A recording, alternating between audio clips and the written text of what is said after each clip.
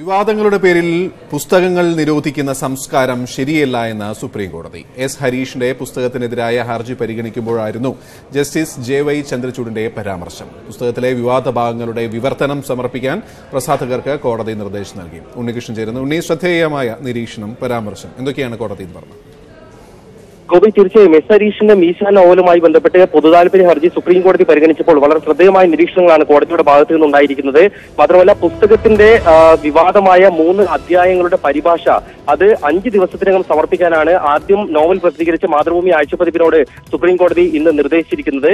അവർ ആ പരിഭാഷ നൽകിയതിനു ശേഷം ഹർജികൾ പരിഗണിക്കാൻ തീരുമാനിച്ച ചീഫ് ജസ്റ്റിസ് അധ്യക്ഷനായ ബെഞ്ച് കേസിൽ കേന്ദ്ര സംസ്ഥാന സർക്കാരുകൾ അടക്കമുള്ള എല്ലാ കക്ഷികൾക്കും നോട്ടീസ് അയച്ചിട്ടുണ്ട്. ഈ ഹർജിയിൽ നൽകിയ ഡൽഹി മലയാളിയായ രാധാകൃഷ്ണന്റെ അഭിഭാഷകൻ ഗോപാൽ ശങ്കരനാരായണൻ സുപ്രീംകോടതിയോട് ആവശ്യപ്പെട്ടത് പുസ്തകം നിരോധിക്കണം, അതിൽ വിവാദപരമായ പരാമർശങ്ങളുണ്ട്, അത് മതവികാരങ്ങളെ വ്രണപ്പെടുത്തുന്നു എന്നുള്ളതാണ്. എന്നാൽ ചീഫ് ജസ്റ്റിസ് ദീപക് മിശ്ര പറഞ്ഞത് പുസ്തകം നിരോധിക്കുന്ന സംസ്കാരത്തോട് യോജിക്കാൻ കഴിയുകയില്ല. പുസ്തകങ്ങളുള്ളത് സ്വതന്ത്രമായ ആശയമാണ്, ഭാവനാപരമായ സംഭാഷണമാണുള്ളത്, അതിൽ സർക്കാസമാണ് ഈ സംഭാഷണങ്ങളിൽ ഉള്ളത് എന്നാണ് മനസ്സിലാക്കാൻ കഴിയുന്നത്. സ്വതന്ത്രമായ ആശയങ്ങളുടെ ഒഴുക്കിനെ പുസ്തകങ്ങൾ നിരോധിക്കുന്നതിലൂടെ തടയാൻ കഴിയുകയില്ല. IPC 221 പ്രകാരം അശ്ലീലത ഉണ്ടെങ്കിൽ മാത്രമേ പുസ്തകങ്ങൾ നിരോധിക്കുന്ന കാര്യം കോടതിക്ക് പരിഗണിക്കാൻ കഴിയൂ. എന്നാൽ ഭാവനാപരമായ കഥാപാത്രങ്ങൾ അശ്ലീലമായ സംഭാഷണം നടത്തുകയാണെങ്കിൽ പോലും അത് പരിഗണിച്ച് പുസ്തകങ്ങൾ നിരോധിക്കാൻ കഴിയില്ല എന്നാണ് കോടതി വ്യക്തമാക്കിയിട്ടുള്ളത്. ഏതായാലും ഈ വിവാദമായ അധ്യായങ്ങളിൽ എന്താണ് പറഞ്ഞിരിക്കുന്നതെന്ന് അതിന്റെ ഇംഗ്ലീഷ് പരിഭാഷ പരിശോധിച്ച ശേഷം മനസ്സിലാക്കാനാണ് സുപ്രീം കോടതി തീരുമാനിച്ചിരിക്കുന്നത്. അതിനുശേഷമായിരിക്കും കോടതി ഈ ഹർജിയിൽ ഒരു നിലപാടിലേക്ക് പോവുക.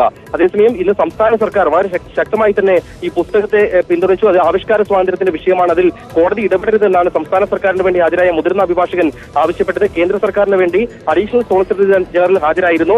അവർ പറഞ്ഞ കാര്യങ്ങളിൽ കുറച്ച് അവ്യക്തത കുറവുണ്ട്. കാരണം അവർ പറഞ്ഞു പൂർത്തിയാക്കും മുമ്പ് തന്നെ കോടതി ഇടപെട്ടിരുന്നു. പുസ്തകത്തെ പൂർണ്ണമായും പിന്തുണച്ചുകൊണ്ടാണോ അല്ല ഈ കോടതിക്ക് തീരുമാനം വിട്ടുകൊണ്ടാണോ കേന്ദ്രം നിലപാട് അറിയിച്ചതെന്ന് വ്യക്തത വന്നിട്ടില്ല ഇതുവരെ.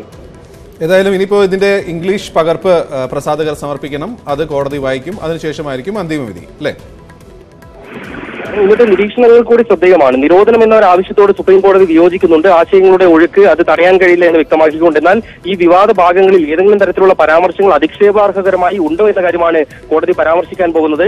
ഭാവനാത്മകമായ സംഭാഷണം, സർക്കാസം തുടങ്ങിയ നിരീക്ഷണങ്ങൾ പ്രാഥമികമായി ഇതിന്റെ 2 പാരഗ്രാഫുകൾ പരിശോധിച്ചപ്പോൾ തന്നെ സുപ്രീം കോടതി ചൂണ്ടിക്കാട്ടിയിട്ടുണ്ട്. മാത്രമല്ല, ജസ്റ്റിസ് D.Y. ചന്ദ്രചൂഡ് പറഞ്ഞത് ഈ 2 പാരഗ്രാഫുകൾ മാത്രം ഉയർത്തിക്കാട്ടിക്കൊണ്ട് പുസ്തകത്തെ ചവറ്റുകുട്ടയിലേക്ക് എറിയാനാണ് ഹർജിക്കാർ പറയുന്നത് എന്നായിരുന്നു. സംസ്ഥാന സർക്കാരും അപ്പോൾ പറഞ്ഞു ഈ 2 പാരഗ്രാഫുകൾ മാത്രമാണ് ഇതിലുള്ളത്.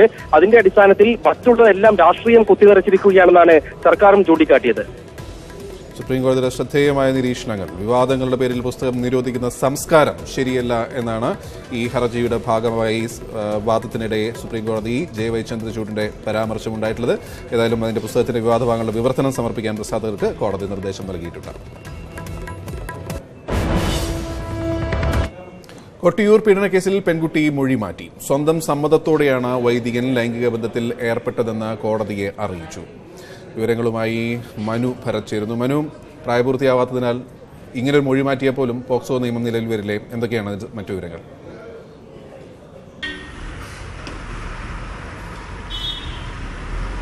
ഗോപി, കൊട്ടിയൂർ പീഡനക്കേസിന്റെ വിചാരണ 2ാം ദിവസവും അതിലേക്ക് കടക്കുകയാണ്. ഇപ്പോൾ കോടതി നടപടികൾ ആരംഭിച്ചിട്ടില്ല. അല്പസമയത്തിന് ശേഷമാവും അടച്ചിട്ട കോടതി മുറിയിൽ 2ാം ദിവസത്തെ വിചാരണ നടപടികൾ ആരംഭിക്കുക. ഇന്നലെയായിരുന്നു പെൺകുട്ടി കൂറുമാറിയത്. പെൺകുട്ടിയെ കൂറുമാറിയതായി പ്രഖ്യാപിക്കണം എന്ന് പ്രോസിക്യൂഷൻ ആവശ്യപ്പെടുകയും ചെയ്തു.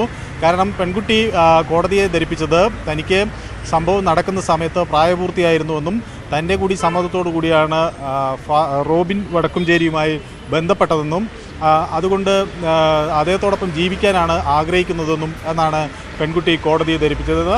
അതുകൊണ്ട് തന്നെ നിയന്ത്രണം ആ ഘട്ടത്തിൽ വിട്ടുപോയി.